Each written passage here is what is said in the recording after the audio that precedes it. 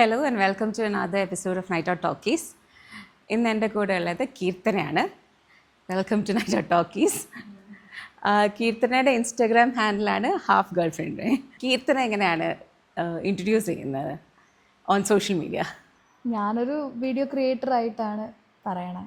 എന്ത് kind of content ആണ്? ഞാൻ ലൈഫ് സ്റ്റൈൽ വ്ളോഗിംഗ് ആണ് കൂടുതലും ചെയ്യുന്നത്. എല്ലാ ടൈപ്പ് ഓഫ് കോണ്ടന്റ്സും ഒട്ടുമിക്ക കോണ്ടന്റ്സ് എല്ലാം ചെയ്യും. സോഷ്യൽ മീഡിയയിൽ വരുന്നതിന് മുന്നേ കീർത്തനയുടെ പേഴ്സണാലിറ്റി എന്തായിരുന്നു? അങ്ങനെ ചോദിച്ചാൽ ഇങ്ങനെയൊക്കെ തന്നെ, ലൈക്ക് സെയിം ആണ്, ചേഞ്ച് ഒന്നും ഇല്ല. ഞാൻ എങ്ങനെയാണോ അത്രയും ആക്റ്റീവായിട്ട് നിന്നതുകൊണ്ടായിരിക്കാം മേ ബി എനിക്ക് അങ്ങനെ ഒരു ലൈക്ക് ഒരു സ്വിച്ച് പോലെ എനിക്ക് ഫീൽ ചെയ്തിട്ടില്ല. എന്താണ് ഹിസ്റ്ററി, ലൈക്ക് എവിടെയാണ് പഠിച്ചതും? ഞാൻ പഠിച്ചത് സ്കൂളിംഗ് ഒക്കെ ആറ്റിങ്ങൽ തന്നെയായിരുന്നു. Attingal girls and Attingal boys. അതിന് മുന്നേ ഗോകുലം എന്ന് പറയുന്ന സ്കൂളിൽ. പിന്നെ അത് കഴിഞ്ഞിട്ട് ഡിഗ്രി ചെയ്ത് മാറിവാനിയസ് കോളേജ് ട്രിവാൻഡ്രം. പിന്നെ പോസ്റ്റ് ഗ്രാജുവേഷൻ ചെയ്തത് പോണ്ടിച്ചേരി സെൻട്രൽ യൂണിവേഴ്സിറ്റി. എന്തിലാണ്? ഞാൻ കോമേഴ്സ് പോസ്റ്റ് ഗ്രാജുവേറ്റ് ആണ്. സോഷ്യൽ മീഡിയയിലെ ജേർണി എങ്ങനെയായിരുന്നു? ആദ്യം ഏത് പ്ലാറ്റ്ഫോം ആയിരുന്നു? ടിക്ടോക്ക് ആയിരുന്നോ? മ്യൂസിക്കലി എന്ന് പറയുന്നൊരു ഡബ് സ്മാഷ് എന്ന് പറയുന്നൊരു പ്ലാറ്റ്ഫോം ആയിരുന്നു. അന്നങ്ങനെ അവിടെ ഒരു സ്പേസ് ഒന്നുമില്ല, പോസ്റ്റ് ചെയ്യാൻ സ്പേസ് ഒന്നുമില്ല, നമുക്ക് ഡൗൺലോഡ് ചെയ്തെടുക്കാം. അങ്ങനെ ഒരു കൈൻഡ് ഓഫ് ആണെന്ന് തോന്നുന്നു, എനിക്ക് ഓർമ്മയില്ല. എനിക്ക് ഒന്ന് 2015-16 ആ ടൈമിലാണ്. അത് കഴിഞ്ഞ് മ്യൂസിക്കലി എന്ന് പറഞ്ഞൊരു പ്ലാറ്റ്ഫോം കഴിഞ്ഞിട്ട് ടിക്ടോക്ക് ഭയങ്കര ട്രെൻഡിങ് ആയി തുടങ്ങി. അങ്ങനെ ടിക്ടോക്കിലായി. അപ്പം മ്യൂസിക് വഴിയാണോ വന്നത്?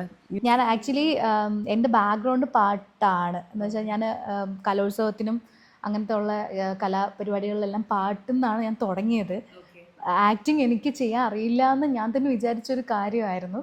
അപ്പോൾ അതൊന്ന് ഇമ്പ്രൂവ് ചെയ്യാൻ വേണ്ടിയിട്ട് വീഡിയോ ചെയ്ത് തുടങ്ങിയതാണ്. മ്യൂസിക്കലി വന്നിട്ട് പിന്നെ ടിക്ടോക്ക് കഴിഞ്ഞ് ടിക്ടോക്കിലൊക്കെ എങ്ങനത്തെ കോണ്ടന്റ് ആയിരുന്നു ചെയ്തത്? ലിപ്സിങ്, ഡാൻസ് ഒക്കെ ആയിരുന്നു. ഡാൻസിനൊരു ബാക്ക്ഗ്രൗണ്ട് ഉണ്ടോ? ഡാൻസിന് അങ്ങനെ ബാക്ക്ഗ്രൗണ്ട് ഒന്നും ഇല്ല. കുഞ്ഞിലെ അമ്മ ഡാൻസ് പഠിപ്പിക്കാൻ ശ്രമിച്ചിട്ടുണ്ട്, പക്ഷേ നടന്നില്ല. കാരണം ഞാൻ എൻ്റെ മനസ്സിലെയും ചിങ്ങമാസം വന്നു ചേർന്നാലൊക്കെ ആയിരുന്നു ഡാൻസ്, ക്ലാസിക്കലല്ല. അപ്പോൾ എന്നെ വന്നിട്ട് ഈ അരമണ്ഡലത്തിലൊക്കെ നിർത്തിയപ്പോഴത്തേക്ക് ഞാൻ പറഞ്ഞു ചിങ്ങമാസം പഠിപ്പിക്കാറാകുമ്പോൾ വന്നാൽ മതി. നമ്മൾ ചെറുതില്ലേ, ഒരു 3 വയസ്സ് പറഞ്ഞു വിട്ടു. അപ്പോൾ അമ്മയ്ക്ക് വാശിയായി, ഇനി ഞാൻ നിന്നെ ഡാൻസ് പഠിപ്പിക്കത്തില്ല. അപ്പോൾ അങ്ങനെ പിന്നെ സ്കൂളിലൊക്കെ സിനിമാറ്റിക് ഡാൻസിനൊക്കെ ചേരുമായിരുന്നു. അങ്ങനെ ഒരു ഇതുണ്ട്. അത് കഴിഞ്ഞ് ഇൻസ്റ്റഗ്രാമിലേക്ക് ടിക്ടോക്ക് കഴിഞ്ഞ് ഇൻസ്റ്റഗ്രാം ടിക്ടോക്ക് തൊട്ടേ ഉണ്ട്. പക്ഷേ അന്ന് നമ്മൾ ഫോട്ടോ ഒക്കെ പോസ്റ്റ് ചെയ്യുന്ന ഒരു സ്പേസ് മാത്രമായിരുന്നു. ഹാഫ് ഗേൾ ഫ്രണ്ട് തന്നെ ആയിരുന്നു ആദ്യമേ ഹാൻഡിൽ, അതോ? ആണ്, അങ്ങനെ തന്നെയായിരുന്നു. ഓക്കെ, അതിൻ്റെ സ്റ്റോറി എന്താണ്? അത് ആക്ച്വലി അന്ന് ഇൻസ്റ്റഗ്രാം എന്ന് പറയുന്നത് ഒരു നമ്മുടെ യുണീക്ക് യൂസർ നെയിമിൻ്റെ ഒരു കാലഘട്ടമായിരുന്നു. അന്ന് അതിനായിരുന്നു പ്രാധാന്യം. അപ്പോൾ അന്ന് ഞാൻ വായിച്ച ഒരു ബുക്കായിരുന്നു ഈ ചേതൻ ഭഗത്തിൻ്റെ ഹാഫ് ഗേൾ ഫ്രണ്ട്. അപ്പം ഞാൻ വിചാരിച്ചു എന്തുകൊണ്ട് ഇട്ടുകൂടാ, അങ്ങനെ ഇട്ടതാ. വായിക്കുന്ന കൂട്ടത്തിലാണോ? കുറച്ച് എന്തൊക്കെയാണ് വായിക്കുന്നത്? ഞാൻ ഫിക്ഷൻസ് വായിക്കും, പിന്നെ മോട്ടിവേഷണൽ ബുക്സ് ഒക്കെ വായിക്കും. അതിൻ്റെ എന്തെങ്കിലും എന്താ ഇമ്പാക്റ്റ് ഉണ്ടായിട്ടുണ്ടോ ഹാൻഡിലിന്? ഹാഫ് ഗേൾ ഫ്രണ്ട് എന്ന് പറഞ്ഞ ഹാൻഡിലിന് പേരിങ്ങനെ ഔട്ട്സ്റ്റാൻഡ് ചെയ്ത് ഇപ്പോഴും നിൽക്കുന്നുണ്ടെന്ന് തന്നെയാണ് എൻ്റെ വിശ്വാസം. ഇപ്പം ആൾക്കാരൊക്കെ പേരറിയത്തില്ല ആർക്കും. എൻ്റെ പേര് കീർത്തന. ആർക്കും അറിയത്തില്ല. ഈ ആൾക്കാരെ കാണുമ്പോഴത്തേക്കും ഈ കൊച്ചിൻ്റെ പേരെന്തായിരുന്നു, ഹാഫ് എന്നൊക്കെ വന്ന് ചോദിക്കും. എന്തായിരുന്നു ഇൻസ്റ്റഗ്രാമിലൊരു ചേഞ്ചിങ് പോയിന്റ്? കണ്ടന്റ് ക്രിയേഷൻ ഇൻസ്റ്റഗ്രാമിൽ അങ്ങനെ ഒരു അങ്ങനത്തെ ലൈക്ക് കൊറോണ തന്നെ ആയിരുന്നു. പിന്നെ വീഡിയോസ് കണ്ടിന്യൂസ് ഇടുന്നതുകൊണ്ട് എനിക്കങ്ങനെ ഒരു ടേണിംഗ് പോയിന്റ് എന്ന് പറയുന്നൊരു വീഡിയോ അങ്ങനെയൊന്നും ഇല്ല. ഒരു ആദ്യം തൊട്ടേ കൺസിസ്റ്റൻ്റ്ലി ഇടുന്നുണ്ടായിരുന്നു. പണ്ട് ടിക്ടോക്ക് ആയിരുന്ന സമയത്ത് രാവിലെ കോളേജിൽ പോകുന്നതിന് മുമ്പ് ഒരുങ്ങിയിട്ട് ഇടും. അത് കഴിഞ്ഞ് കോളേജ് കഴിഞ്ഞ് വന്നിട്ട് അതിൻ്റെ എങ്ങനെ ഉണ്ടെന്ന് നോക്കും. അത് കഴിഞ്ഞിട്ടൊരു വീഡിയോ, അങ്ങനത്തെ ഒരു സിസ്റ്റം ആയിരുന്നു. ഇൻസ്റ്റഗ്രാമിലും അങ്ങനെ തന്നെ ആയിരുന്നു. പിന്നെ ഇപ്പം കുറച്ച് കുറഞ്ഞു. അത് അഡാപ്റ്റ് ചെയ്യാൻ ബുദ്ധിമുട്ടുണ്ടായിരുന്നു ഈ പോസ്റ്റ് വീഡിയോസിലേക്കും? ഇങ്ങനെ ഇവോൾവ് ചെയ്യത്തില്ല ഈ സോഷ്യൽ മീഡിയ? അതിനൊത്ത് ഇല്ല, മാറാൻ തയ്യാറാണ്, ഇപ്പോഴും തയ്യാറാണ് എല്ലാം. ഏതാണ് favourite genre? I mean video ആണോ പോസ്റ്റ് ആണോ? എനിക്ക് റീൽസ് ആണ് കൂടുതലും ഇഷ്ടം. ഞാൻ റീൽസ് തന്നെയാണ് പോസ്റ്റ് ചെയ്യുന്നത്. യൂട്യൂബിലൊക്കെ ഇടാറുണ്ട്? യൂട്യൂബിൽ അത് സെയിം വീഡിയോസ് എടുത്ത് പോസ്റ്റ് ചെയ്യാറുണ്ട്. അല്ലെങ്കിൽ ലോങ് വീഡിയോസ് വല്ലപ്പോഴും ഇടാറുണ്ട്. ഇൻസ്റ്റഗ്രാം തന്നെയാണ്. സോഷ്യൽ മീഡിയ ഒരു മെയിൻ ഇതാണോ, അതോ ലൈക്ക് സൈഡ് ഹോബി? സ്റ്റാർട്ട് ചെയ്തത് പഠിക്കുന്ന സമയത്ത് സ്റ്റാർട്ട് ചെയ്തത് ഒരു സൈഡ് ഹോബി ലൈക്ക് സ്റ്റാർട്ട് ചെയ്തതാണ്.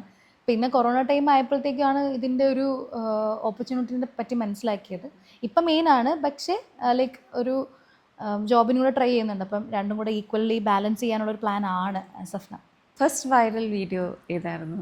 ഫസ്റ്റ് വേറെ വീഡിയോ എനിക്ക് തോന്നുന്നു ഇങ്കേം ഇങ്കേം എന്ന് പറഞ്ഞ പാട്ടിൻ്റെ ഒരു അനുപല്ലവി പോർഷൻ ഞാൻ ചുമ്മാ കിടന്നുകൊണ്ട് പാടി, അതൊരെണ്ണമാണ്. പിന്നെ ഞാൻ മ്യൂസിയത്ത് വെച്ചിട്ട് എൻ്റെ ഒരു ഫ്രണ്ട്, അന്ന് ആക്ച്വലി ക്യാമറയിലൊന്നും ആൾക്കാർ ഫോട്ടോ പോലും എടുക്കുന്ന കാലമല്ല, എന്ന് വെച്ചാൽ കുറവാണ് ആ ടൈമിൽ. ഇപ്പോഴും ട്രെൻഡിങ് ആയിട്ട് നിൽക്കുന്നൊരു ക്യാമറ ഉണ്ട്, ആ ക്യാമറയിൽ പുള്ളി എനിക്കൊരു വീഡിയോ എടുത്തു തന്നായിരുന്നു. ലൈക്ക് അതിൻ്റെ ക്വാളിറ്റി ഇപ്പോൾ ഇട്ടാലും അത് നല്ല റീച്ച് ഉണ്ടാവും.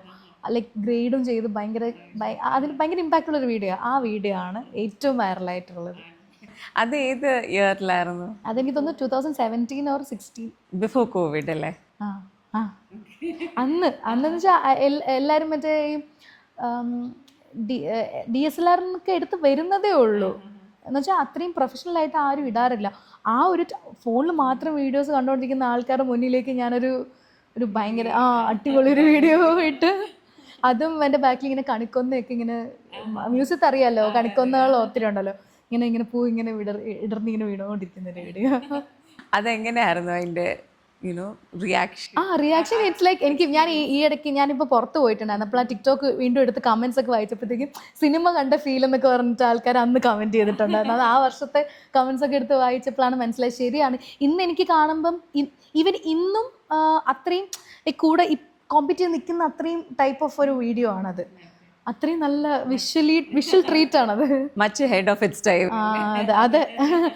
ആ ഫ്രണ്ട് എന്നെ കാണുമ്പോൾ പറയും ഞാനില്ലായിരുന്നെങ്കിൽ കാണായിരുന്നു എന്ന് പറയും. പിന്നെ വീഡിയോസ് ചെയ്തിട്ടുണ്ടോ അങ്ങനത്തെ? പിന്നെ എനിക്ക് ക്യാമറയിൽ ആ ടൈമിൽ കുറച്ചൊക്കെ എടുത്തിട്ടുണ്ട്. പിന്നെ നമ്മൾ ക്യാമറയിൽ എടുക്കുന്നത് എനിക്ക് തോന്നുന്നു കോവിഡ് ടൈമിൽ തന്നെയാണ്. പിന്നെ പോസ്റ്റ് ഗ്രാജുവേഷന് വേണ്ടിയിട്ട് അവിടെ പോണ്ടിച്ചേരിയിലൊക്കെ പോയിട്ട് പിന്നെ പഠിത്തം തന്നെയായിരുന്നു. വീഡിയോ ചെയ്യും, ഇത് കണക്ക് ഫോണിൻ്റെ ഫ്രണ്ട് ക്യാമറയിൽ എടുക്കും. അപ്പോൾ അത് കൺസിസ്റ്റൻ്റ് ആയിരുന്നല്ലേ? കൺസിസ്റ്റൻ്റ്, ഇഷ്ടത്തോടെ ചെയ്യുന്നല്ലേ. എപ്പോഴെങ്കിലും അതിലൊരു ബ്രേക്ക് വന്നിട്ടുണ്ടോ? ബ്രേക്ക് ഇടയ്ക്ക് ഞാൻ UPSCൻ്റെ കോച്ചിങ്ങിന് പോയിട്ടുണ്ടായിരുന്നു. ആ സമയത്താണ് ലൈക്ക് നന്നായിട്ട് നല്ല റീച്ച് ആയിരുന്ന സമയത്താണ് അങ്ങനത്തെ ഒരു ഡിസിഷൻ എടുത്തത്. നന്നായിട്ട് പഠിക്കും എന്നുള്ളതുകൊണ്ട് എടുത്തതാണ്. അപ്പോൾ ആ സമയത്ത് എന്തായാലും നമ്മൾ UPSC എന്നൊക്കെ പറയുമ്പോൾ നമ്മൾ ഫുൾ ടൈം ഡെഡിക്കേഷൻ ഉണ്ടായിരിക്കണം. അപ്പോൾ ഇത് മൊത്തത്തിലങ്ങ് വിട്ടായിരുന്നു. ആ ഒരു 1 year മാത്രമേ ബ്രേക്ക് എടുത്തുള്ളൂ. അതിനിടയ്ക്ക് എൻ്റെ കാല് ഒന്ന് ഇതായി, ലിഗമെന്റ് സ്ട്രെയിൻ വന്നിട്ട് പിന്നെ അതും ബ്രേക്കായി ഇതും ബ്രേക്കായി, അങ്ങനത്തെ കുറച്ച് ഒരു ടൈം ഉണ്ടായിരുന്നു. ഇതൊരു കോൺഷ്യസ്ലി ചെയ്യുന്ന കാര്യമാണോ അതോ ഇത്രയും വർഷം ചെയ്ത കാരണം ഓട്ടോമാറ്റിക്കലി അത് വരുമോ, ഈ വീഡിയോ എടുക്കുന്നതും ആ ഹോൾ പ്രോസസ്സ്? ഇപ്പോൾ ഒരു എന്താ പറയുക, നമ്മൾ 9 to 5 ജോബ് ചെയ്യത്തില്ലേ, അതേപോലെ തന്നെ ഇപ്പോൾ ഒരു പണ്ട് ഇപ്പോഴും ഇഷ്ടത്തോടെ തന്നെയാണ് ചെയ്യുന്നത്. അതാണ് ഡിഫറൻസ്. ജോബെന്ന് പറയാനും പറ്റത്തില്ല, എന്നാൽ ഉത്തരവാദിത്തങ്ങളുണ്ട്. ഇപ്പം നമ്മൾ വീഡിയോ ക്രിയേഷനിൽ നിന്ന് ഇൻഫ്ലുവൻസിങ് കൂടെ ചെയ്യുന്നത് കൊണ്ട് നമുക്ക് കുറേ റെസ്പോൺസിബിലിറ്റീസ് ഉണ്ട്. 9 to 5 എന്ന് പറയാൻ പറ്റത്തില്ല. രാവിലെ 3 മണിക്കൊക്കെ ആയിരിക്കും വിളിച്ചിട്ട് ഇന്ന് എഡിറ്റ് ചെയ്തിട്ട് പെട്ടെന്ന് അയക്കി ഇന്ന് പോസ്റ്റ് ചെയ്യാനുള്ളതാണെന്ന് പറയുന്നത്. അപ്പം 9 to 5 എന്നേ പറയാൻ പറ്റത്തില്ല. അതിൻ്റെ ഇപ്പോൾ ഇടുന്ന പോസ്റ്റിലൊരു സ്ട്രാറ്റജി അങ്ങനെ എന്തെങ്കിലും ഉണ്ടോ? അതോ സ്ട്രാറ്റജീസ് എന്ന് പറയുമ്പോഴത്തേക്കും നമ്മൾ അൽഗരിതം ചേഞ്ച് ചെയ്യുന്ന കണക്ക് ചേഞ്ച് ആവണം എന്നുള്ളതിന് ആ ഒരു സംഭവം ഞാൻ അക്സെപ്റ്റ് ചെയ്ത് വരുന്നതേ ഉള്ളൂ. ഓവർ ദ ഇയേഴ്സ് എന്താണ് വ്യത്യാസം തോന്നിയിട്ടുള്ളത് ഈ സോഷ്യൽ മീഡിയ പേജസ്? ജേർണിയിൽ എന്ന് പറയുമ്പോൾ ഇപ്പം വീഡിയോ ക്രിയേറ്റേഴ്സ് ഒത്തിരി പേരുണ്ട്. അപ്പം ഇൻസ്റ്റഗ്രാമും അതിനൊത്ത് ചേഞ്ച് ചെയ്തുകൊണ്ടിരിക്കുകയാണ്. പണ്ടെന്ന് പറഞ്ഞാൽ നമ്മൾ എന്തിട്ടാലും നമുക്ക് നല്ല റീച്ചാണ്, കാരണം ആൾക്കാർ കുറവാണ്. അപ്പം നമ്മൾ അത്രയും എന്താ പറയുക, എൻഗേജിങ് ആയിട്ടുള്ള കണ്ടൻസ് ഇടണം, പ്ലാൻ ചെയ്യണം. അത് നല്ല ടൈം കൺസ്യൂമിങ് ആണ്. പണ്ട് അങ്ങനെയല്ല, നമുക്കിപ്പം ഇങ്ങനെ ഇരിക്കുകയാണ്, എനിക്കിപ്പോൾ വെറുതെ ഫോൺ എടുത്തിട്ട് എനിക്കൊരു വീഡിയോ ചെയ്യാൻ പറ്റും. പക്ഷെ അതേപോലെയല്ല. ഇപ്പം ഞാൻ അങ്ങനെ ചെയ്യുമ്പോൾ ആലോചിക്കണം, ഓക്കെ ഈ വീഡിയോ ഇട്ടാൽ എന്ത് ഇമ്പാക്റ്റാണ് ഉണ്ടാവുക, അല്ലെങ്കിൽ എന്തെങ്കിലും റീച്ച് പോട്ടെ, റീച്ചിൻ്റെ കാര്യം ഞാൻ പറയുന്നില്ല, പക്ഷേ ഈ ഒരു വീഡിയോ ആർക്കെങ്കിലും ഗുണം ഉണ്ടാവോ എന്ന് ചിന്തിക്കണം. ഓക്കെ, ആ ഒരു മൈൻഡ് സെറ്റിനൊരു വ്യത്യാസമാണ്. ഇൻഫ്ലുവൻസർ എന്നുള്ള ഒരു വെയിറ്റ് വരാൻ തുടങ്ങിയിട്ടുണ്ട്. ഇൻ ദ സെൻസ് ലൈക്ക് ആ ഒരു റെസ്പോൺസിബിലിറ്റി റെസ്പോൺസിബിലിറ്റി ഉണ്ട്, പക്ഷേ എനിക്ക് അത് അങ്ങനത്തെ ഒരു വെയിറ്റ് ഇല്ല. കാരണം ഞാൻ ഇൻഫ്ലുവൻസർ ആണെന്ന് ഞാൻ ഒരിക്കലും പറയത്തില്ല. പക്ഷേ അത് ആൾക്കാർ വന്ന് പറയുന്നത് ഇത് ഉപയോഗിച്ചിട്ട് എനിക്ക് വ്യത്യാസമുണ്ട് അങ്ങനെ പറയുമ്പോഴാണ് ഓക്കെ, ഞാനൊരു കാര്യം കൊടുത്തിട്ട് അതൊരു ചേഞ്ച് വന്നു എന്ന് പറയുമ്പോൾ ഞാനതിൽ സന്തോഷിക്കും. പക്ഷെ ഞാൻ ഇൻഫ്ലുവൻസർ ആണെന്ന് എവിടെയും പറയാറില്ല. അല്ല, പക്ഷെ അതിന്റെ കൂടെ വരുന്ന ഒരു സെൻസ് ഓഫ് റെസ്പോൺസിബിലിറ്റി ഉണ്ട്, നല്ല ഞാൻ ചെയ്താൽ ഇത് തെറ്റായിരിക്കോ ശരിയായിരിക്കും, അങ്ങനെ ഒരു റെസ്പോൺസിബിലിറ്റി ഞാൻ അങ്ങനെ ചിന്തിക്കുമെന്ന് ചോദിച്ചാൽ എനിക്ക് എനിക്ക് ഞാൻ ചെയ്യുന്നതെന്ന് വെച്ച് കഴിഞ്ഞാൽ എനിക്കത് റൈറ്റ് ആണെന്ന് തോന്നുവാണെങ്കിൽ ഞാൻ ചെയ്യും. അതിപ്പോൾ മറ്റുള്ളവർക്ക് റോങ് ആണെങ്കിലും എനിക്ക് റൈറ്റ് ആണെങ്കിൽ അത് ചെയ്യും. പക്ഷേ ഒരിക്കലും സമൂഹത്തിന് അല്ലെങ്കിൽ ആർക്കെങ്കിലും ഉപദ്രവം ഉണ്ടാകുന്ന കാര്യങ്ങളൊന്നും ഞാൻ പ്രൊമോട്ട് ചെയ്യത്തില്ല. അങ്ങനെ ഏതെങ്കിലും ചെയ്യാത്തൊരു പ്രോജക്റ്റ് ഉണ്ടോ ഇങ്ങനെ? ഒത്തിരി ഉണ്ട്. ഈ ഗെയിമിംഗ് ഗാംബ്ലിംഗ് ഒക്കെ നമുക്ക് ലാക്സ് ഓഫർ ചെയ്യുന്നത്. ഇത് ചെയ്യാൻ പറ്റത്തില്ലെന്ന് പറഞ്ഞാൽ ഇപ്പോൾ ഒരു എമൗണ്ട് പറഞ്ഞാൽ അതിൻ്റെ 4 ഇരട്ടിയൊക്കെ ഒറ്റയടിക്ക് അവർ കൂട്ടും. എന്നുവെച്ചാൽ മനസ്സ് മാറുമോ എന്നറിയാൻ വേണ്ടി അങ്ങനത്തെയൊക്കെ ഒത്തിരി വേണ്ടെന്ന് വെച്ചിട്ടുണ്ട്. കൊളാബ്സ് ഒക്കെ ചെയ്യാറുണ്ടല്ലോ അല്ലേ? ഇപ്പം എങ്ങനത്തെ കൈൻഡ് ഓഫ് കൊളാബ്സ് ഒക്കെയാണ് വരുന്നത്? ഞാൻ ഈ ലൈഫ് സ്റ്റൈൽ റിലേറ്റഡ് എല്ലാം ചെയ്യും. കൂടുതലും ബ്യൂട്ടി ഫാഷൻ ഒക്കെയാണ് ചെയ്യണേ. എല്ലാ കൊളാബ്സും ആക്സെപ്റ്റ് ചെയ്യാറുണ്ടോ അതോ? കൊളാബ്സിൻ്റെ കാര്യം പറയുമ്പോഴത്തേക്കും ഞാൻ ടൈം ലൈൻ പറയും. അതായത് എനിക്കിപ്പം ഒരു 2 ആഴ്ച അല്ലെങ്കിൽ 3 ആഴ്ചയെങ്കിലും യൂസ് ചെയ്ത് നോക്കിയിട്ട് ഞാനത് പറയാമെന്ന് പറയും. അങ്ങനെയുള്ള ബ്രാൻഡ്സിനെ മാത്രമേ അക്സെപ്റ്റ് ചെയ്യൂ. Okay, in terms of beauty അല്ലേ?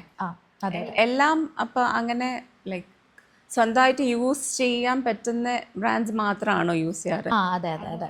ഫോർ കണ്ടന്റ് ക്രിയേറ്റേഴ്സ്, ഇത് കണ്ടിട്ട് ആസ്പയറിങ് കണ്ടന്റ് ക്രിയേറ്റേഴ്സിന് എങ്ങനെയാണ് കൊളാബ്സ് ഒക്കെ വന്ന് തുടങ്ങിയത്? എനിക്ക് വെരി ഫസ്റ്റ് ടൈം വന്ന ഒരു ഡ്രസ്സിൻ്റെ പ്രൊമോഷനായിരുന്നു. അപ്പം ഞാൻ ആക്ച്വലി അന്ന് അധികം ആളില്ല എങ്കിൽ കൂടിയും എനിക്ക് ഇവിടെ ലോങ് ടൈം സർവൈവ് ചെയ്യണം എന്നുള്ളൊരു ലക്ഷ്യമാണ്. സ്റ്റിൽ നൗ എനിക്കതാണുള്ളത്. അതുകൊണ്ട് ഞാൻ ചെയ്തതെന്ന് വെച്ചാൽ ഞാൻ കറക്റ്റ് ഒരു പോർട്ട്ഫോളിയോ ഉണ്ടാക്കി.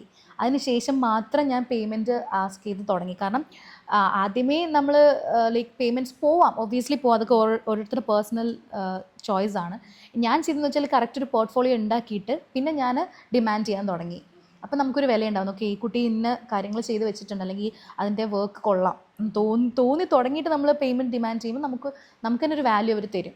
അല്ലാത്ത പക്ഷം ഇത് ഇത്രയും ഞാൻ പേഴ്സണലി കണ്ടുവച്ചിട്ട് അവരുടെ ഒരു ആറ്റിറ്റ്യൂഡ് എന്ന് വെച്ചാൽ ഒന്നും ആയിട്ട് കൂടിയില്ല, എന്നിട്ട് ഇത്രയും പേ ചെയ്യണോ?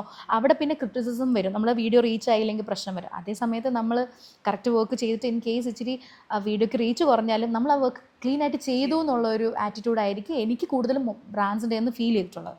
അപ്പം എനിക്ക് പറയാനുള്ളത് പേയ്മെൻറ്റ് ഉണ്ടെങ്കിലും ഇല്ലെങ്കിലും ആ ഒരു ഫസ്റ്റ് ഇപ്പോഴത്തെ ഞാൻ കണ്ടുവരുന്ന ട്രെൻഡ് എന്ന് വെച്ചാൽ, ഞാനതിനെ കുറ്റപ്പെടുത്തുന്നതല്ല, കുറേ ആൾക്കാർ വലിച്ചുവാരി എന്തൊക്കെയോ ചെയ്യും, പക്ഷെ അവർക്കൊരു ലോങ് ടേം സർവൈവൽ ഉണ്ടോ എന്ന് എനിക്ക് സത്യം പറഞ്ഞാൽ അറിയത്തില്ല. അപ്പോൾ എൻ്റെ കേസ് വരുമ്പോൾ ഞാൻ അങ്ങനെ നോക്കിയിട്ട് ചെയ്യുള്ളൂ. ഇപ്പോൾ എൻ്റെ അക്കൗണ്ടിൽ ബ്രേക്ക് വന്നെന്ന് പറഞ്ഞില്ലേ, അതേ കണക്ക് തന്നെ ഞാൻ വീണ്ടും 0 സ്റ്റാർട്ട് ചെയ്തു. എപ്പോഴൊക്കെ ഞാൻ ബ്രേക്ക് വരുന്നോ ഞാൻ എപ്പോഴും താഴും തുടങ്ങത്തേ ഉള്ളൂ. അല്ലാതെ ഞാനങ്ങ് മേളിൽ കയറി ചെയ്യത്തില്ല. കാരണം നമ്മൾക്ക് ഇവിടെ നിൽക്കണമെങ്കിൽ കുറച്ച് എല്ലാ ഫീൽഡിലും പോലെ തന്നെ കുറേ കാര്യങ്ങൾ നമ്മൾ ഒന്ന് നോക്കിയും കണ്ടും ചെയ്യണം. എന്തൊക്കെയായിരിക്കും ഒരു 3 പോയിന്റ് നോക്കണം എന്ന് പറയുന്നത്? Be honest with your viewers. കാരണം അവരാണ് നമ്മളാക്കി ഇരിക്കുന്നത്. അപ്പം നമ്മൾ ഒരു കാര്യം ചെയ്യുമ്പോഴത്തേക്കും അതിലൊരു 50% ഒരു ഓണസ്റ്റി അതിൽ ഉണ്ടാക്കുക, അല്ലെങ്കിൽ അതിൽ ഇൻവെസ്റ്റ് ചെയ്യുക. പിന്നെ അത് എല്ലാവർക്കും ആപ്ലിക്കബിൾ ആണോ എന്ന് പറയാൻ പറ്റില്ല. യൂസ് ചെയ്തിട്ട് ചെയ്യണം എന്ന് ഞാൻ പറയും. ഒരു പ്രൊഡക്റ്റ് വരുമ്പോഴത്തേക്കും എല്ലാം കൂടെ പെട്ടെന്ന് എടുത്ത് ചെയ്യാണ്ട് യൂസ് ചെയ്ത് നോക്കിയിട്ടൊരു റിവ്യൂ കൊടുക്കാൻ ശ്രമിക്കുക. പിന്നെ ഇവിടെ കുറേ നാൾ ഇത് ഒരു കരിയർ ഓപ്ഷൻ ആക്കുന്നവർക്ക് മാത്രമാണ് ഇത് ആപ്ലിക്കബിൾ ആയിട്ടുള്ളത്. അല്ലാതെ ഇങ്ങനെ പെട്ടെന്ന് വന്നിട്ട് ചെയ്തിട്ട് പോകുന്നവർക്ക് ഇത് ആപ്ലിക്കബിൾ അല്ല. എപ്പോഴെങ്കിലും ഇങ്ങനെ ബ്യൂട്ടി പ്രോഡക്ട്സ് യൂസ് ചെയ്തിട്ട് ഇഷ്ടം ആവാണ്ട് വന്നിട്ടുണ്ടോ? എനിക്കങ്ങനെ ഇഷ്ടമാവാണ്ട് വന്നിട്ടില്ല ഇതുവരെ. അങ്ങനത്തെ ഒരു എക്സ്പീരിയൻസ് ഉണ്ടായിട്ടില്ല. അങ്ങനെ ടേൺ ഡൗൺ ചെയ്യേണ്ടി വരുമോ അങ്ങനെ എന്തെങ്കിലും? അത് ഈ ചില ബ്രാൻഡ്സൊക്കെ ഇങ്ങനെ ഓവറായിട്ട് എഡിറ്റും അങ്ങനെയൊക്കെ പറയുമ്പോഴത്തേക്കും എനിക്ക് തോന്നുന്നു ഉണ്ടായിട്ടുണ്ടെന്ന് തോന്നുന്നു. എനിക്ക് തോന്നുന്നു ഞാൻ 10 ഇയേഴ്സായി, എനിക്ക് മൊത്തത്തിൽ ഓർക്കാൻ പറ്റുന്നില്ല. ഉണ്ടായിട്ടുണ്ട് അങ്ങനത്തെ, ലൈക്ക് ലാസ്റ്റ് മിനിറ്റ് ഞാൻ ഇത് ചെയ്യത്തില്ലെന്ന് പറഞ്ഞിട്ടുള്ള കാര്യങ്ങളൊക്കെ ഉണ്ട്. കാരണം ചിലതൊന്നും നമുക്ക് അക്സെപ്റ്റ് ചെയ്യാൻ പറ്റത്തില്ല. പേയ്മെൻറ്റ്സിൻ്റെ അവിടെ when it comes to payments എപ്പോഴെങ്കിലും ഇഷ്യൂസ് വന്നിട്ടുണ്ട്? ഒത്തിരി വന്നിട്ടുണ്ട്. നല്ല രീതിയിൽ ചില ബ്രാൻഡ്സ് അല്ല, ആക്ച്വലി ഇൻ ബിറ്റ്വീൻ ചില ഏജൻസീസ് ഉണ്ട്, അതും ട്രസ്റ്റബിൾ അല്ലാത്ത കുറേ ആൾക്കാരുണ്ട്. അങ്ങനെ നമ്മളെ ഒത്തിരി ചീറ്റ് ചെയ്തിട്ടുണ്ട്. ഇപ്പോൾ പിന്നെ അത് കുറേയൊക്കെ മാറി. കാരണം ഇപ്പം ഞാനൊരു മാനേജറിനെ വെച്ചിട്ടുണ്ട്, ഹയർ ചെയ്തിട്ടുണ്ട്. അപ്പം അവർ തന്നെ ഡീൽ ചെയ്തിട്ടും എല്ലാം ചെയ്തു തരും നമുക്ക് നന്നായിട്ട്. അപ്പോൾ അതിൻ്റെ ഒരു വേർഡ് ഓഫ് അഡ്വൈസ് ആണെങ്കിൽ എന്തായിരിക്കും ഇൻ ടേംസ് ഓഫ് പേയ്മെൻറ്റിൻ്റെ അഡ്വൈസ് എനിക്ക് കൊടുക്കാൻ സത്യം പറഞ്ഞാൽ അറിയത്തില്ല. ഞാൻ ഭയങ്കര ലൈറ്റ് ഹാർട്ടഡ് ആണ്. എൻ്റെ അടുത്ത് ഒരാളിപ്പം ഒരു പേയ്മെൻറ്റ് പറഞ്ഞിട്ട് ലാസ്റ്റ് മിനിറ്റ് അടാ ഇത്രയ്ക്ക് ചെയ്യുമെന്ന് ചോദിച്ചാൽ ഞാൻ ഓക്കെ പറയും.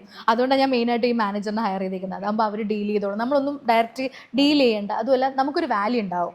ഓക്കെ, ഞാൻ ഡയറക്റ്റ് ഡീൽ ചെയ്യുമ്പോഴാണ് ഇവരിങ്ങനെ ബാർഗെയിൻ ചെയ്യുന്നതും അതേ നമ്മളെ ചീറ്റ് ചെയ്യാൻ നോക്കുന്നത്. ഒരു തേർഡ് പാർട്ടി വരുമ്പോഴത്തേക്കും അത് ഭയങ്കര സ്മൂത്ത് ആവുന്ന പോലെ എനിക്ക് ഫീൽ ചെയ്തിട്ടുണ്ട്.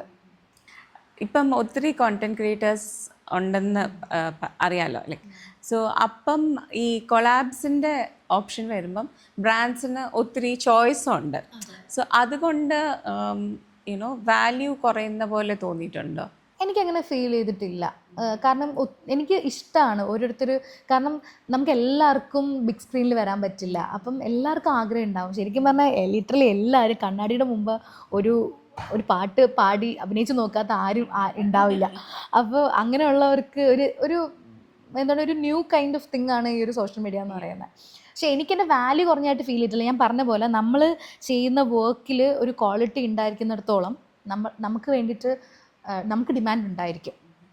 അപ്പം നമ്മുടെ കാര്യം ലൈക്ക് നമ്മുടെ സൈഡ് പെർഫെക്റ്റ് ആക്കിയാൽ വാല്യൂ കുറയുന്ന പോലെ, അല്ലെങ്കിൽ ഈ പേയ്മെൻറ്റ് ഒബ്വിയസ്ലി കുറയും. കുറേ പേര് വരുമ്പോഴത്തേക്ക് നമുക്ക് ഓപ്ഷൻസ് ഉണ്ടായിരിക്കും. പക്ഷേ എങ്കിൽ കൂടിയും നമ്മൾ നന്നായിട്ട് വർക്ക് ചെയ്യുന്നതെങ്കിൽ നമ്മൾ പറയുന്ന പേയ്മെൻറ്റ് ബ്രാൻഡ്സ് തരാൻ റെഡിയാണ്. എന്തായിരുന്നു സോഷ്യൽ മീഡിയയിൽ കിട്ടിയത് ഒരു വലിയൊരു ഡിസപ്പോയിൻറ്റിങ് എക്സ്പീരിയൻസ്? സോഷ്യൽ മീഡിയയിൽ ഡിസപ്പോയിൻമെൻറ്റ് എന്ന് പറയുമ്പോൾ ഞാൻ 45 kg പെട്ടെന്നൊരു 78 kg ആയിട്ട് കൂടിയായിരുന്നു ഇടയ്ക്ക്. അപ്പോൾ ഉണ്ടായ ഒരു ബോഡി ഷെയ്മിങ്, അങ്ങനത്തെ ഒരു എന്താ പറയുക, സൈബർ അറ്റാക്ക് ആയിരുന്നു ലൈഫിൽ ഏറ്റവും വേഴ്സ്റ്റ് ആയിരുന്നത്. ലൈക്ക് ആ 78 ആയതിൻ്റെ ഇടയ്ക്ക് മിഡ് വെച്ചിട്ട് തുടങ്ങി. ആൻഡ് അത് ഭയങ്കര ട്രോമറ്റൈസ്ഡ് ആക്കിയായിരുന്നു. അങ്ങനെ how did you deal with it? If you're not comfortable, കുഴപ്പമില്ല. So how did you deal with it? ആദ്യം പാടായിരുന്നു. ബിക്കോസ് നമ്മളിങ്ങനെ ഓൾറെഡി ഡൗൺ ആയിട്ട് ഇരിക്കുമ്പം ഇതും കൂടെ കേൾക്കുമ്പോൾ നമ്മൾ ഡൗൺ ആവും. പിന്നെ മെൻ്റൽ ഹെൽത്ത് ഭയങ്കര ഇമ്പോർട്ടൻ്റ് ആണ്. ഞാനിപ്പം ഇത് കേട്ടിട്ട് മൈൻഡ് ചിലർ പറയും ഇതൊക്കെ കേട്ട് കളയാൻ പറയും. പക്ഷെ നമ്മുടെ സബ് കോൺഷ്യസിൽ ഇതൊക്കെ റെക്കോർഡഡ് ആയിക്കൊണ്ടിരിക്കുകയാണ്. ഇവർക്കിങ്ങനെ പറയാമെങ്കിൽ ഞാൻ ഭയങ്കര ഡൗൺ ആയി പോയായിരുന്നു. ബട്ട് എവിടെയോ എന്തോ ഒരു ഒപ്റ്റിമിസം ലൈഫിൽ പണ്ട് തൊട്ടേ ഉള്ളത് കൊണ്ടും എപ്പോഴും പോസിറ്റീവായിട്ട് ഇരിക്കുന്നത് കൊണ്ടും ആയിരിക്കണം ഞാൻ അതിൽ നിന്ന് രക്ഷപ്പെട്ടു. അപ്പോൾ അതൊരു സെൽഫ് ജേർണി തന്നെയാണ്. ആണ്. ഇപ്പം അങ്ങനെ ഒരു സൈബർ അറ്റാക്ക് ഐ മീൻ ഇത്രയും നെഗറ്റീവ് കമൻറ്റ്സ് വരുമ്പം എങ്ങനെയാണ് ഡീൽ ചെയ്യുന്നത്? ഇപ്പം പ്രശ്നമില്ല. ബിക്കോസ് ഇപ്പം ഞാൻ എൻ്റെ സ്റ്റേറ്റ് ഓഫ് മൈൻഡ് ഭയങ്കര ഓക്കെ ആയിട്ടിരിക്കുന്ന സമയമാണ്. അപ്പം നമ്മളത് കണ്ടങ്ങ് കളയും. മറ്റേതെന്ന് പറഞ്ഞാൽ നമ്മൾ ഓൾറെഡി ഡൗൺ ആയിട്ടിരിക്കുമ്പോഴാണ് നമ്മളെ അത് എഫക്റ്റ് ചെയ്യാൻ സ്റ്റാർട്ട് ചെയ്യുന്നത്. ഇപ്പം സൈബർ അറ്റാക്സ് ആക്ച്വലി ഞാൻ പോസിറ്റീവായിട്ട് എടുക്കുള്ളൂ. കാരണം നമ്മളത് വായിക്കാതിരുന്ന തീരാവുന്ന പ്രശ്നമുള്ളൂ. ഈ നോട്ടിഫിക്കേഷൻ ഓഫ് ആക്കിയാൽ തീരാവുന്ന പ്രശ്നമുള്ളൂ. പക്ഷേ അവരുടെ കൈൻഡ് ഓഫ് എൻഗേജ്മെൻ്റ് ആണ് നമുക്കത് പോസിറ്റീവായിട്ടാണ് വരുന്നത്. Just like the more they comment the more the video gets the reach. So ഇപ്പം അങ്ങനെ ചിന്തിച്ചാൽ മതി. അന്നും ആക്ച്വലി അങ്ങനെ ചിന്തിക്കായിരുന്നു. പക്ഷേ ഇതേപോലെ ഓൾറെഡി നമ്മളിങ്ങനെ തടിച്ച് ലൈക്ക് 45 78 എന്ന് പറയുമ്പോൾ നമുക്ക് ചിന്തിക്കാൻ പറ്റുന്നതിൻ്റെ ഒന്നും ഭയങ്കര ഒരു ലൈക്ക് എനിക്ക് തോന്നുന്നു സ്മോളിന്ന് എക്സൽ ആവുന്ന ഒരു ചേഞ്ച്. അപ്പോൾ ഓൾറെഡി നമ്മൾ ഭയങ്കര ഡിപ്രഷനായിരിക്കും. Was there a reason? അതോ അത് റീസൺ ഉണ്ടോയെന്ന് ചോദിച്ചാൽ എൻ്റെ ഈറ്റിംഗ് ഹാബിറ്റ്സ് തന്നെ ആയിരിക്കണം. ഇനി പിന്നെ കുറച്ച് ഹോർമോണൽ ചേഞ്ചസും ഒക്കെ ഉണ്ടായിരുന്നു. പിന്നെ ഈ വർക്കൗട്ട് ഇല്ലായ്ക അങ്ങനത്തെ എന്തൊക്കെയോ ഇഷ്യൂസ് ഉണ്ടായിരുന്നു. സോ അത് ആ സമയത്ത് കൺസിസ്റ്റൻ്റ്ലി സോഷ്യൽ മീഡിയയിൽ ഉണ്ടായിരുന്ന വീഡിയോ ചെയ്യുന്നുണ്ടായിരുന്നു. അതുകൊണ്ടാണല്ലോ ഈ ക്രിറ്റിസിസം കേൾക്കേണ്ടി വന്നത്. 5 to 78 ഇടയിൽ ഉണ്ട്. ഈവൻ 50-52 ആയി തുടങ്ങിയപ്പോൾ തന്നെ ആൾക്കാർ കമൻറ്റ് ചെയ്യാൻ തുടങ്ങി, തടി വെച്ചു. അപ്പോൾ ഞാനത് എടുത്തിട്ട് നോക്കുമ്പോഴത്തേക്കും അന്ന് ഇത് ആക്ച്വലി തടിയല്ല, ഇപ്പം തടിച്ചിരിക്കുന്നു പറഞ്ഞാലും ഓക്കെ സമ്മതിക്കാം. അന്ന് ഈ ആൾക്കാരൊക്കെ ഇതിൽ എന്തിനാണ് വന്ന് മേ ബി 45 എന്ന് പറയുമ്പോൾ ഭയങ്കര ലീനല്ലേ, അങ്ങനെ അതുകൊണ്ടായിരിക്കാം. ഇപ്പം ഇങ്ങനത്തെ ഒന്നും എഫക്റ്റ് ചെയ്യാതെ ഇല്ല. പിന്നെ നല്ല കമൻറ്റ്സ് വരും. അതായത് നമ്മളെ വാശി കയറ്റുന്ന കമൻറ്റ്സ് വരും. മറ്റേ വീഡിയോ കണ്ടിട്ടില്ല ഈഗോ എന്ന് പറഞ്ഞിട്ട്. അപ്പോൾ കുറച്ച് വർക്കൗട്ട് ചെയ്യാനും ഡയറ്റ് ചെയ്യാനൊക്കെ തോന്നും. അതിനൊക്കെ പോസിറ്റീവ് കൺസ്ട്രക്റ്റീവ് ക്രിറ്റിസിസം അല്ലേ, അതായിട്ടൊക്കെ. സ്കിൻ ടോണിൻ്റെ എന്തെങ്കിലും എപ്പോഴെങ്കിലും ഇഷ്യൂസ് ആയിട്ട് കമൻറ്റ്സ് എപ്പോഴും വരാറുണ്ട്. കമൻറ്റ്സ് അങ്ങനെ അതിനൊരു സ്റ്റോപ്പേജ് ഒന്നുമില്ല. പക്ഷെ ഇപ്പൊ കുറഞ്ഞു എന്ന് തോന്നുന്നു ആൾക്കാരുടെ ഒരു ചെറുപ്പത്തിലെ ഐ തിങ്ക് നമുക്ക് എല്ലാവർക്കും ഫേസ് ചെയ്യുന്ന ഒരു ഇഷ്യൂ ആണല്ലോ സ്കിൻ കുറച്ച് ഡാർക്ക് സ്കിൻ ആകുമ്പോൾ എല്ലാവരും പറയാൻ തുടങ്ങും ഡാർക്ക് സ്കിന്നാണ്, എന്തെങ്കിലും ചെയ്യും, ബ്ലീച്ച് ഇടൂ, അത് ഇടൂ, don't go out in the sun എന്നൊക്കെ. അതെപ്പോഴെങ്കിലും ഫേസ് ചെയ്ത് കാണുക? എനിക്കങ്ങനെ ആക്ച്വലി ഇല്ല, കുറവാണ്.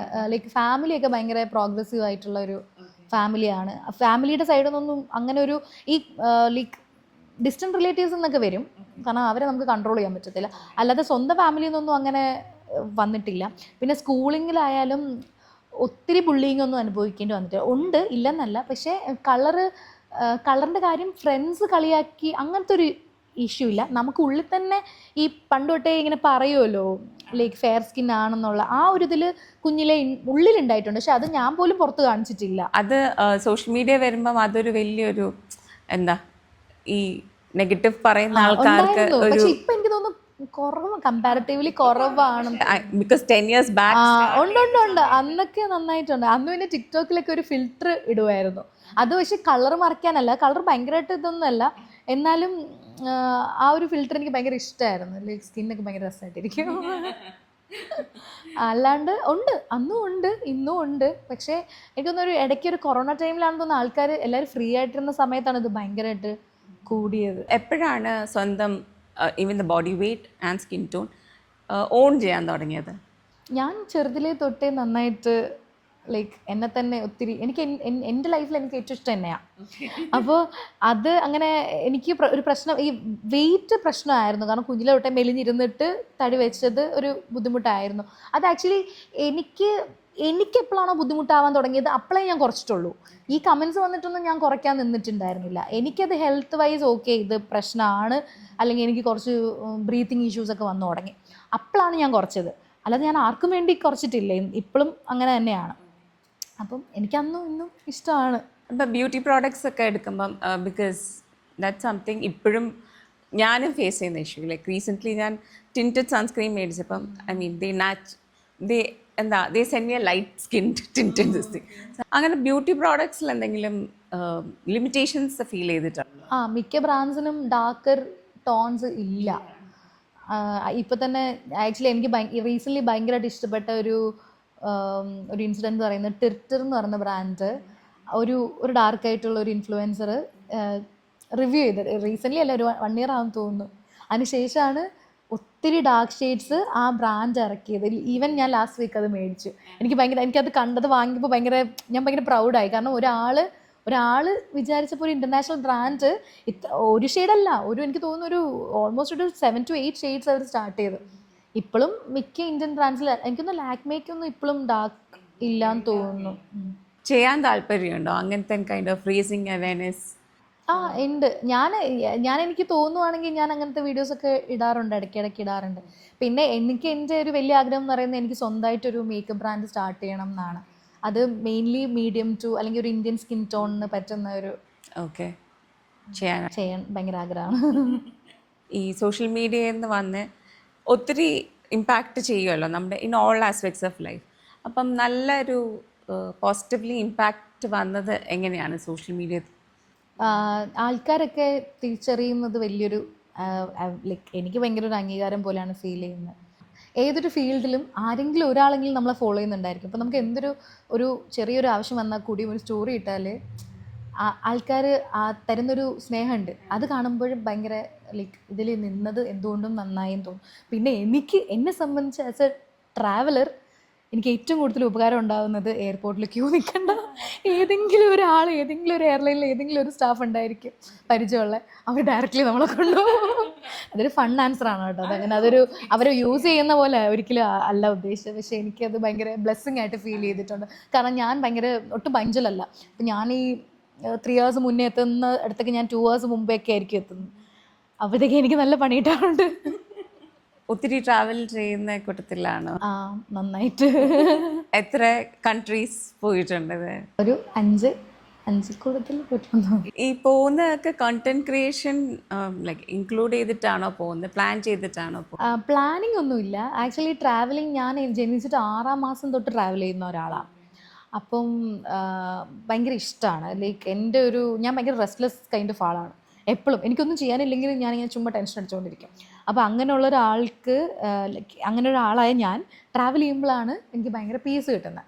അപ്പോൾ ഞാനിങ്ങനെ കോണ്ടന്റ് ക്രിയേഷൻ എന്നുള്ള രീതിയിൽ പോകാറില്ല, പക്ഷെ അവിടെ പോകുമ്പം ഒബ്വിയസ്ലി ജോലി ഇതായത് കൊണ്ട് വ്ളോഗൊക്കെ ഇങ്ങനെ എടുക്കുന്നേ ഉള്ളൂ. ട്രാവലിൽ എന്താണ് ഇഷ്ടം? What you look forward to? സ്ഥലങ്ങൾ കാണാനാണോ അത് ആൾക്കാരാണോ ഫുഡാണോ? എല്ലാം. ഫുഡ് ഒബ്വിയസ്ലി ഓരോ സ്ഥലത്ത് ഓരോ ഡിഫറെൻ്റ് ആയിട്ടുള്ള അത് ട്രൈ ഔട്ട് ചെയ്യാൻ ഇഷ്ടമാണ്. എനിക്ക് സ്ഥലങ്ങൾ കാണാനാണ് കൂടുതൽ ഇഷ്ടം. അതും കുറേ സ്ഥലം വലിച്ചുവാരി കണ്ടു തീർക്കണമെന്നില്ല. ഒരു സ്ഥലത്ത് പോയിരുന്നിട്ട് അവിടെ ഒരു മെമ്മറി ഉണ്ടാക്കുക, അല്ലെങ്കിൽ ഒരു സോങ് കേട്ട് അവിടെ ഒരു പീസ് വൈബ് ഉണ്ടാക്കുക. ആ സോങ് എപ്പോൾ കേട്ടാലും എനിക്ക് ആ പ്ലേസിൽ എത്താൻ പറ്റണം. അങ്ങനത്തെ അത്രയും ഒരു ടൈം ഒരു സ്ഥലത്ത് ഇൻവെസ്റ്റ് ചെയ്യാം. അതൊക്കെയാണ്, അങ്ങനത്തെ ഒരു ടൈപ്പ് ഓഫ് ട്രാവലിംഗ് ആണ് ഇഷ്ടം. ഇപ്പം റിസർച്ച് ഒക്കെ ചെയ്തിട്ടാണോ പോകുന്നത് അതോ അവിടെ ചെന്ന് കണ്ടുപിടിക്കുക? അത് ഓരോ ട്രിപ്പും ഓരോ രീതിയാണ്. ചിലപ്പം ലൈക്ക് കുറേ പ്ലാൻ ചെയ്തിട്ട് പോവും, ഇല്ലാന്നുണ്ടെങ്കിൽ അവിടെ ചെന്നിട്ട് ഒരു നൊമാഡിക് വൈബിൽ അവിടെ പോയി ഇവിടെ പോയി അങ്ങനെയൊക്കെ രാജസ്ഥാനിലൊക്കെ അങ്ങനെ പോയത്. ഒറ്റയ്ക്കാണോ അതോ ഫ്രണ്ട്സിൻ്റെ കൂടെ പോകാറുണ്ട്. അതേ ഈ സെയിം ട്രാവൽ വൈബുള്ള ഫ്രണ്ട്സിൻ്റെ കൂടെ പോകാറുണ്ട്. ഏതാണ് ഇഷ്ടം? രണ്ടും ഒരേ കണക്ക് ഇഷ്ടമാണ്. ഫ്രണ്ട്സിൻ്റെ കൂടെ പോകുമ്പോൾ കുറച്ച് എക്സ്ട്രോവേർട്ടഡ് ട്രിപ്പായിരിക്കും, ഒറ്റയ്ക്ക് പോകുമ്പോൾ കുറച്ച് ഇൻട്രോവേർട്ടഡായി മാറും. അല്ല, പറയാൻ പറ്റില്ല. ചിലപ്പം ചില യാത്രകളിൽ നമ്മൾ നല്ല മനുഷ്യരെ കണ്ടെത്തും. അപ്പം അവരുടെ അടുത്തൊക്കെ ചില ഓരോ മൂഡ് കണക്കിരിക്കും. ആരെങ്കിലും ഇങ്ങനെ യാത്രയിൽ പരിചയപ്പെട്ട ആരെങ്കിലും വെച്ച് കണ്ടന്റ് ചെയ്തിട്ടുണ്ടോ? ഉണ്ട്. അതിനൊരു എക്സ്പീരിയൻസ് പറയാം. ആക്ച്വലി യാത്രയിൽ വെച്ച് പരിചയപ്പെട്ട ആളിപ്പോൾ എൻ്റെ ബെസ്റ്റ് ഫ്രണ്ടാണ് ലൈഫിൽ. ആ ട്രെയിനിൽ വെച്ച് പരിചയപ്പെട്ടതാ. എന്നിട്ട് ഞാൻ പറഞ്ഞില്ല എൻ്റെ കാലൊടിഞ്ഞെന്ന് പറഞ്ഞില്ല, അത് ആ ഒരു ട്രിപ്പിൽ വെച്ചിട്ടാണ് ആക്ച്വലി കാലൊടിഞ്ഞത്. അപ്പോൾ കാലൊടിഞ്ഞപ്പോഴത്തേക്കും ഒരു റീല് ചെയ്തിട്ടുണ്ടായിരുന്നു. നമ്മുടെ സിനിമ ഏതായിരുന്നു, റാംജി റാവു സ്പീക്കിങ്ങിലെ മറ്റേ ജനാർദ്ദൻ്റെ കാലൊടിയത്തിൽ ആ സീൻ ആ പരിചയപ്പെട്ട ആളെ വെച്ചിട്ട് ചെയ്തിട്ടുണ്ടായിരുന്നു. ഞാൻ റാൻഡമായിട്ട് പരിചയപ്പെടുന്നവരടുത്ത് റീസെൻ്റ്ലി ഞാൻ ഈ വർഷം സ്റ്റാർട്ട് ചെയ്തതൊരു മണാലി ട്രിപ്പിലായിരുന്നു. അന്നിങ്ങനെ റാൻഡമായിട്ട് പോയി ചോദിച്ചു, വീഡിയോ ഒക്കെ എടുത്തിട്ടുണ്ട് ആൾക്കാരുമായിട്ട്. അതിലെങ്കിലും നെഗറ്റീവ് വന്നിട്ടുണ്ടോ? ലൈക്ക് പറ്റില്ല എന്ന് പറഞ്ഞ അതൊക്കെ കിട്ടാറുണ്ടല്ലോ. ഓരോരുത്തരും ഓരോ ടൈപ്പ് അല്ലേ, എല്ലാവരും നമ്മളെ പോലെ ആവത്തില്ലല്ലോ. എങ്ങനത്തെ ടൈപ്പ് ഓഫ് കോണ്ടന്റ് ആണ് ഇങ്ങനെ ട്രാവൽ ചെയ്യുമ്പോൾ എടുക്കാൻ ഇഷ്ടം? ഞാനിങ്ങനെ ഡെയിലി എന്തൊക്കെ ചെയ്യുന്നു, എവിടെയൊക്കെ പോയി, അങ്ങനത്തെ ഒരു ഡെയിലി വ്ളോഗ് ടൈപ്പ് ആയിരിക്കും. പിന്നെ ഡാൻസ് ചെയ്യാറുണ്ട്. ഡാൻസ് ഒക്കെ എങ്ങനെയാ പ്രാക്ടീസ് ചെയ്തിട്ട് ചെയ്യുന്ന? സ്പോട്ടായിരിക്കും, ഒറ്റയ്ക്കാവുമ്പോൾ തന്നെ നമുക്ക് എന്ത് വേണമെങ്കിലും ചെയ്യാമല്ലോ. ഒത്തിരി പ്ലാൻ ചെയ്ത് ചെയ്യുന്ന കോണ്ടന്റ് ഉണ്ട്? ഉണ്ട്. ലൈക്ക് എന്താ പറയുക, അഭിനയിക്കാനുള്ളതൊക്കെ നന്നായിട്ട് പ്ലാൻ ചെയ്തിട്ടായിരിക്കും ചെയ്യുന്നത്. ഓക്കെ. എങ്ങനത്തെ കൈൻഡ് ഓഫ് കോണ്ടന്റ് ആണ് അത് ചെയ്യാൻ ഇഷ്ടം? ഐ മീൻ പുതിയ സ്ക്രിപ്റ്റ് ആണോ അതോ റിക്രിയേഷന് വലിയ ടൈം എടുക്കാറില്ല. നമ്മൾ ടൈം എടുക്കാറുണ്ട്. ലൈക്ക് ഡ്രസ്സ് കളക്ട് ചെയ്യുക, അങ്ങനത്തെ ലൈക്ക് ആ സെയിം സംഭവം റിക്രിയേഷൻ ആകുമ്പോഴത്തേക്ക് നമ്മൾ കുറേ കാര്യങ്ങൾ നോക്കണമല്ലോ. അത് ടൈം കൺസ്യൂമിങ് ആണ്. അല്ലാതെ സ്ക്രിപ്റ്റ് വൈസ് നോക്കുമ്പോഴത്തേക്ക് നമ്മൾ നന്നായിട്ട് പെർഫോം ചെയ്യണം. അപ്പോൾ അതിനുവേണ്ടി നന്നായിട്ട് മിററിലൊക്കെ നോക്കി നന്നായിട്ട് ഇപ്പോൾ ഡയലോഗ്സ് ഒക്കെ പ്രാക്ടീസ് ചെയ്യണം.